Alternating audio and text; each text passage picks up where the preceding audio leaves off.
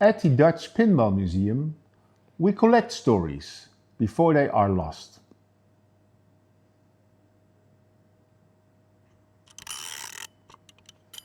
Because pinball history doesn't live only in machines, it lives in people, in stories that are often told once and then disappear. 5 minutes, one act timer, when it rings, the story ends. So, welcome everybody. Another episode of our Untold Stories versions, Pinball at the Beats. I'm here with I think, oh man, this is the most special one for me. I'm not going to say your name, you're going to say your name yourself. The concept is going to put an X timer on 5 minutes, but you're so special, I'm going to put it on 6 minutes. I'm going to ask you 3 questions after that. Then all the words are yours. So my question to you is, who are you? What are you doing in pinball? And can you tell us an amazing story? My name is George Gomez. I'm the Chief Creative Officer at Stern Pinball. I've been designing pinball machines since 1993.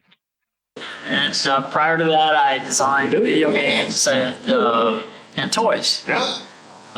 And so I currently run the game development group at Stern Pinball. And every once in a while, I get to design a game. Yeah. Pokemon. And so let's see. You want me to tell you a story? Tell us. All right. So I designed the James Bond game. Yeah. And when I was a kid, there was in the 60s, 1965-ish, there was a toy, a James Bond attaché case. Right. And I got this toy for Christmas. I wished I still had it. Fast forward, when I was a game inventor, I worked at Marvin Glass and Simpsons. And they had a vault. And the vault had a collection of every toy they had ever sold that went to market. And I stumbled on this vault. It was in a loft in the studio. One day I was looking for something, and somebody said, "Go up in the vault. They sent me up there to see reference for a different toy I was making." And I stumbled on a bunch of James Bond attaché cases, brand new in the box, sitting in these shelves. Yeah. And I went running downstairs. And said, "What is this? Did you guys do this?" And a bunch of the old guys in the studio said, "Yeah, we worked on that." So now, I wish I had all that stuff when I was a kid. Here we are, pinball at the beach. So here we are, pinball at the beach. A fan, gentleman, Nuno Gomez, who lives down here, not a relation, same name, brought me brand new version of the 007 attaché case that I had when I was a kid. It's a modern, if I can get it up. Yeah.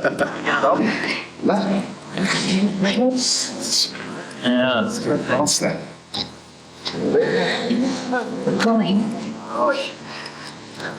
I don't know if you see this. Well, it's got all this stuff. Now, when I was a kid, it had a gun. Now it's got a camera. Because we live in a different era. Yeah. Wow. But this is a copy of, and complete surprise, the autograph session today. This guy just walks up and he says, "I've got a present for you." Present. Right? Hey. Clearly, he's a fan of my James Bond game. Nah, he doesn't. Oh man. So that's nice who I am. That's a nice story that nobody's ever heard. Yeah. It's nice. So we still have some minutes left. So Pokemon is coming along. Pokemon is coming on. Thrilled. It's you're going to see it very, very soon. yeah, very, very soon. We just teased it. Yeah. And I think next week a lot of people are going to see it. Before 1993, we were working in. Yes. Recently came across a story from Pac-Man. Yes. The tabletop thing. Yes. Yes. Yeah. Yes. So I spoke Ken Fedesna last year, and my mind was there was always a story that pinball was Pac-Man are so much related with the three balls became three lives. Extra ball became an extra life, and putting initials and the high score is brought into. So how were you involved in Pac-Man? Well, the Midway story, honestly, it was like I was a designer working at Midway Games. Midway Games had taken the license from Namco to manufacture Pac-Man in the United States. So we had very little to do with it. But there was a group on the East Coast that came up with this Pac-Man. And at the time, the only two connections to it at the time, they came to us with, there was a lot of conversation about what should this Pac-Man look like, etc. And one of the artists in the group that I was working with did some of the concept work for that. But the product that you're referring to is, at the time, all of the games were coin operated, so they were enormous. Yeah. We had what we called cabarets, the full game. We had cocktail tables, and then we had the full games.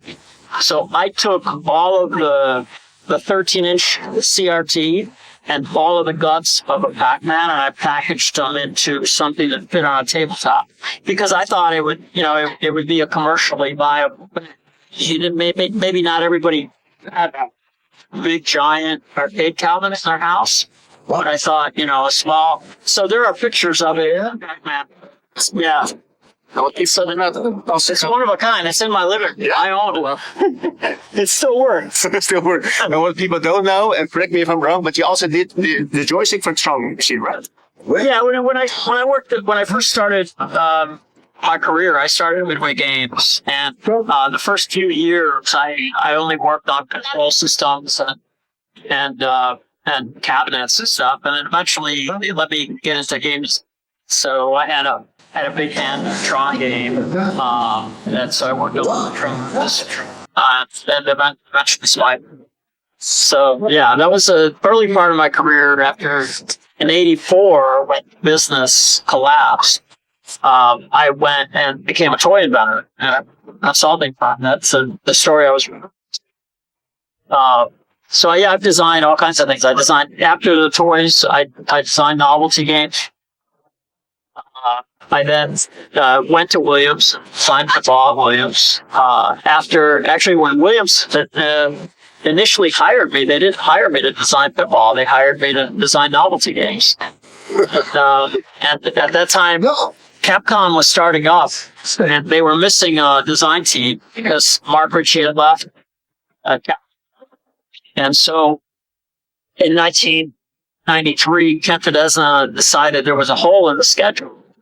And they were going to fill it, and they had two new designers. They didn't know who was going to make it. So it was like Ryan, Eddie, and myself set off down, his first game. It was my first game.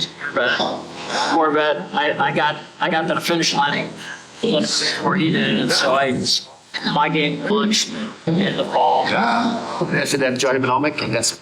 Yeah, Johnny Mnemonic. Yeah. Yep. And you turned it into Matrix. The Matrix, yeah. I remember that. Yeah. So I don't think the excitement is broken. All right, X-Hammer's gone. Yeah. It's gonna be heating. Yeah. Yes, that was it, man. Josh, thanks for. I hope you edit this. Yeah. I hope you edit this because it's a mess. Yeah.